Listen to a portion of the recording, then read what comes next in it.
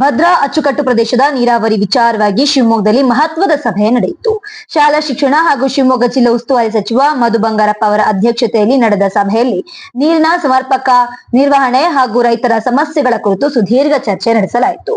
ಸಭೆಯಲ್ಲಿ ದಾವಣಗೆರೆ ಜಿಲ್ಲಾ ಉಸ್ತುವಾರಿ ಸಚಿವ ಹಾಗೂ ತೋಟಗಾರಿಕೆ, ಗಣಿ ಮತ್ತು ಭೂ ವಿಜ್ಞಾನ ಸಚಿವ ಎಸ್ ಮಲ್ಲಿಕಾರ್ಜುನ್, ಮೀನುಗಾರಿಕೆ ಮತ್ತು ಮುಜರಾಯಿ ಸಚಿವ ಬಸಂತಪ್ಪ, ಭದ್ರಾ ಅಚ್ಚುಕಟ್ಟು ಪ್ರದೇಶ ಪ್ರಾಧಿಕಾರದ ಅಧ್ಯಕ್ಷ ಅಜ್ಮನ್, 5 ಜಿಲ್ಲೆಗಳ ಜಿಲ್ಲಾಧಿಕಾರಿಗಳು, 30ಕ್ಕೂ ಹೆಚ್ಚು ತಾಲೂಕುಗಳ ಸಚಿವರು, ರೈತ ಮುಖಂಡರು ಹಾಗೂ ಕೃಷಿಕ ಸಮಾಜದ ಪ್ರತಿನಿಧಿಗಳು ಭಾಗವಹಿಸಿದ್ರು. ಭದ್ರಾ ಅಚ್ಚುಕಟ್ಟು ಪ್ರದೇಶದ ರೈತರಿಗೆ ಈ ವರ್ಷ ನೀರು ಹರಿಸೋದು, ಕುಡಿಯುವ ನೀರಿನ ಲಭ್ಯತೆ, ಜಾನುವಾರುಗಳಿಗೆ ನೀರು ಒದಗಿಸುವುದು ಹಾಗೂ ನೀರಿನ ಸಮರ್ಪಕ ನಿರ್ವಹಣೆ ಸೇರಿದಂತೆ ಹಲವು ಪ್ರಮುಖ ವಿಚಾರಗಳ ಕುರಿತು ಸಭೆಯಲ್ಲಿ ಚರ್ಚೆ ನಡೆಯಿತು.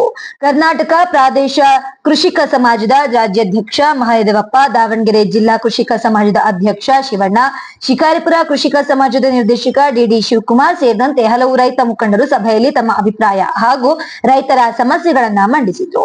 ರೈತರ ಹಿತಾಸಕ್ತಿಯನ್ನ ಗಮನದಲ್ಲಿಟ್ಟುಕೊಂಡು ರೈತ ನೀರಿನ ಬಳಕೆ ಹಾಗೂ ಹಂಚಿಕೆ ಕುರಿತು ಸಮಗ್ರವಾಗಿ ಚರ್ಚಿಸಲಾಯಿತು. ಸಭೆಯ ನಂತರ ನೀರಾವರಿ ಸಚಿವರು ಹಾಗೂ ಮುಖ್ಯಮಂತ್ರಿ ಅವರೊಂದಿಗೆ ಮತ್ತಷ್ಟು ಚರ್ಚಿಸಿ ಮುಂದಿನ ತೀರ್ಮಾನ ಕೈಗೊಳ್ಳಲಾಗುವುದು ಎಂದು ನಿರ್ಣಯಿಸಲಾಯಿತು.